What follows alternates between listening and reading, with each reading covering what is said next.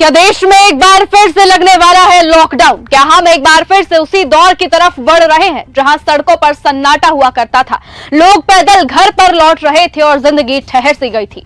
प्रधानमंत्री मोदी के हालिया बयान के बाद ये सवाल अब सिर्फ अफवाह नहीं बल्कि एक गंभीर चर्चा बन चुका है। नमस्कार दोस्तों, मैं हूं आपके साथ निशा भारद्वाज और आप देख रहे हैं न्यूज गंगा।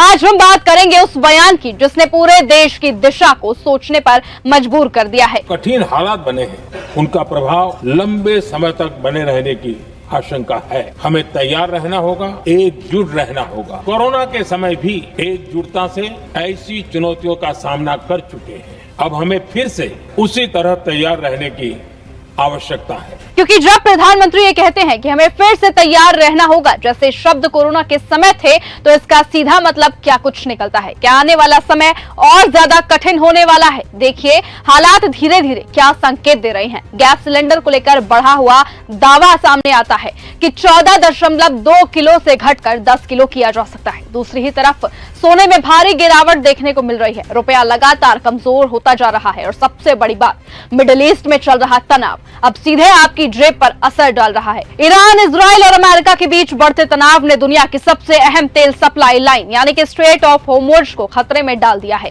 याद रखिए कि भारत का एक बड़ा हिस्सा तेल इसी रास्ते से आता है और अगर यहाँ कोई रुकावट आती है तो पेट्रोल, डीजल और गैस की कीमतें सीधा आसमान छू सकती है। अब विपक्ष भी इसी मुद्दे पर सरकार को घेरने में लगा हुआ है। नरेंद्र मोदी जी ट्रंप के सामने छू तक नहीं कर सकते। बता रहा हूं आपको, मैं सच बोलता हूं। ट्रंप कहता है कि हिंदुस्तान और पाकिस्तान का युद्ध उसने रुकवाया। आप देखो क्या अपमान, हमारी सेना का अपमान कर रहा है। हिंदुस्तान के जहाज गिरे, 7 जहाज गिरे, मैंने युद्ध रुकवाया। मोदी जी के मुंह से चू तक आवाज नहीं निकली। एक बार नहीं बोला, 50 बार बोला उसने। हमारा प्रधानमंत्री एक शब्द नहीं बोल पाता। क्यों? कंट्रोलर हाथ में उसके है। और अंत में जब मोदी जी का कंट्रोल उधर है तो सबसे ज्यादा चोट आपको लगती है। कांग्रेस के नेता राहुल गांधी का साफ कहना है कि प्रधानमंत्री अंतर्राष्ट्रीय स्तर पर दबाव में है और खुलकर जवाब नहीं दे पा रहे। वहीं पवन खेड़ा का आरोप है कि देश के आर्थिक हालात लगातार बिगड़ते जा रहे हैं, उद्योग बंद होने की कगार पर है और आम आदमी पर संकट बढ़ता जा रहा है। 50% जो घर हैं हिंदुस्तान के, सिलेंडर की कमी। अभी जब मैं आ रहा था, हमारे साथियों ने मुझे बताया कि जो सिलेंडर का वजन 14.2 किलो होता है, अब उसको 10 किलो कर रहे हैं। ये गुलाम की देन है। बड़े बड़े उद्योग, छोटे उद्योग बंद होने की कगार पे हैं। कितने रेस्टोरेंट, कितने होटल बंद होने की कगार पे हैं। मोरबी के टाइल्स के जो इंडस्ट्री है उसकी हालत जाकर देखिए। देश का कोई कोना ऐसा नहीं बचा ये गुलाम की गलतियों का खामियाजा जिसने नहीं भुगता। 60,000 मेट्रिक टन बासमती चावल जो भारत एक्सपोर्ट करता है अटका हुआ है। अगर गुलामी नहीं करता साहिब और बीवी की, तो स्ट्रेट ऑफ हॉर्मुज हमारे लिए खुला रहता, निर्बाध रूप से खुला रहता। हमें उनकी शर्तें नहीं माननी पड़ती। यही वजह है कि लोगों को फिर से नोटबंदी और कोरोना लॉकडाउन का दौर याद आने लगा है। वो समय जब अचानक फैसले हुए और सबसे ज्यादा मार आम आदमी पर पड़ी।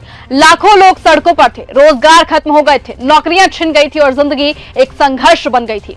अब सवाल यह है कि क्या वही हालात फिर से बन रहे हैं? गैस की किल्लत की आशंका, बढ़ती महंगाई, अंतर्राष्ट्रीय संकट और सरकार का तैयार रहो वाला संदेश, ये सब कुछ मिलकर एक ही संकेत देते हैं कि आने वाला समय आसान नहीं बल्कि और ज्यादा कठिन होगा। हालांकि सरकार का कहना है कि कोई गैस संकट नहीं है और स्थिति पूरी तरह से नियंत्रण में है। और इसी बीच सवाल उठने लगे हैं कि अगर स्थिति नियंत्रण में है तो फिर एलपीजी के लिए इतनी लंबी लाइनों का इंतजार लोगों को क्यों करना पड़ता है? लेकिन जब खुद प्रधानमंत्री नरेंद्र मोदी देश को सावधान रहने और तैयार रहने की बात कहते हैं तो लोगों का चिंतित होना भी स्वाभाविक है। सवाल है कि क्या अब देश में एक बार फिर से लॉकडाउन लगेगा? इसका सीधा जवाब अभी तो किसी के पास नहीं है, लेकिन संकेत जरूर ये बताते हैं कि आर्थिक दबाव बढ़ रहा है, वैश्विक हालात बिगड़ रहे हैं और उसका असर अब भारत में देखने को मिलेगा।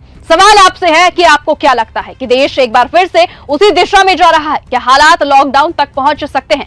कमेंट करके जरूर बताइएगा अपनी राय कि इस मुद्दे पर आप सभी का क्या कुछ कहना है, कि आप इस सरकार को 10 में से कितने नंबर देंगे, क्योंकि आने वाला समय सिर्फ सरकार का नहीं बल्कि आपकी तैयारी भी तय करेगी। फिलहाल आज की इस खबर में सिर्फ इतना ही। देखते रहिए और बने रहिए न्यूज गंगा के साथ। नमस्कार। अगर आपको ये हमारा वीडियो पसंद आया हो तो इसे लाइक और शेयर करना बिल्कुल ना भूलें। साथ ही हमारे चैनल न्यूज गंगा को सब्सक्राइब और फॉलो जरूर करें ताकि देश और दुनिया की हर बड़ी खबर आप तक सबसे पहले पहुंचे।